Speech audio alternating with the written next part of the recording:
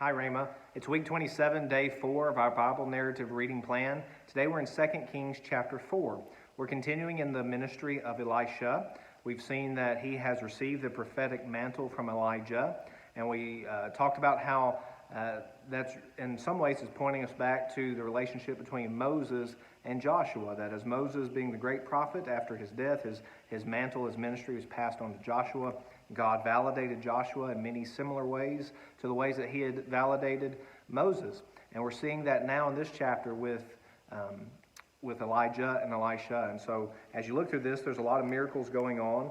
We can't walk through every detail of it, but you see in the first 7 verses, Elisha is helping a poor widow, and he's able to meet those needs even with little. Elisha, through God, is able to make it much. So little is much when God is in it, as the song says. You go on to no longer a widow, but the Shunammite woman, and she's in the story for longer in this chapter. At first, the Shunammite woman comes and she wants to make a prophet's chamber for Elisha. She recognizes that he's a man of God. She wants to bless him in this way, give him a place to rest in his travels. And now Elisha wants to bless her in return.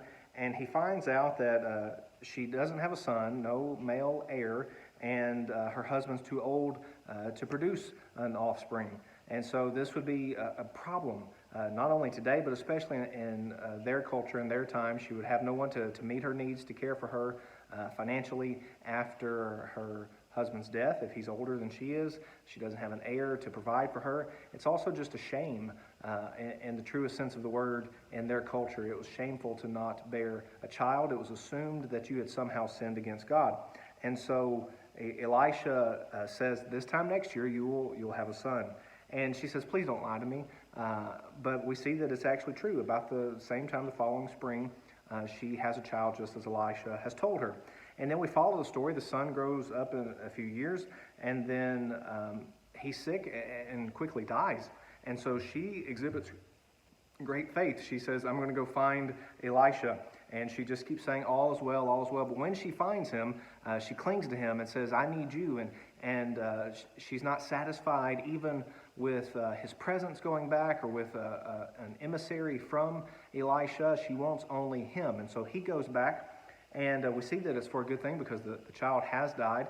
And Elisha does something very strange. It's certainly not a medical practice that we would expect, but he spreads himself out over the child, laying on top of the child, eyes to eyes, ears to ears, mouth to mouth, hands outstretched. All this, he's just matching the child in this way.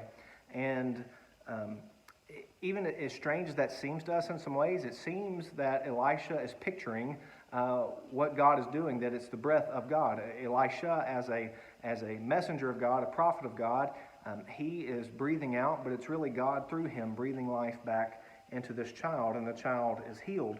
He sneezes 7 times, it tells us, and the child opens his eyes. And so Elijah just keeps being proven over and over, validated over and over as a prophet of God. Then we have the deadly stew, and Elisha purifies this with the flour, similar to the way that he purified water at Jericho with salt. And so these are just acts over and over and over that keep validating that he really is sent by God, that he's carrying on this ministry like Elijah. And even at the end here, you see in verse 42 that they're bringing the man of God bread of the first fruits. The first fruits is something required by the law, so this shows us there are still faithful people in Israel, even though there's a great apostasy, great number of people who aren't believing during this time.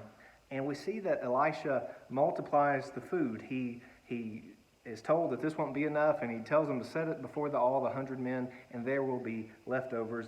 And it happens exactly according to the word of the Lord. That's how the chapter ends.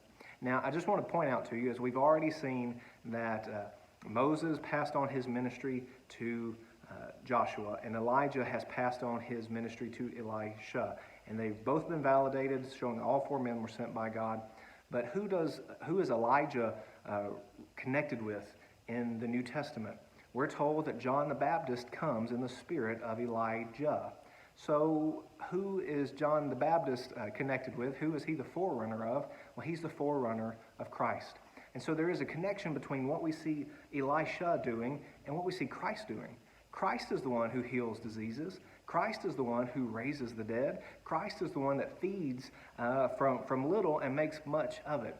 And so we don't want to press it too hard and say that every detail in this chapter is something that Christ does identically as well in the Gospels, but we see this parallelism. We see how even Elisha is pointing us to the ministry of Jesus Christ, and from that we can take great comfort. Here's a summary of today's reading.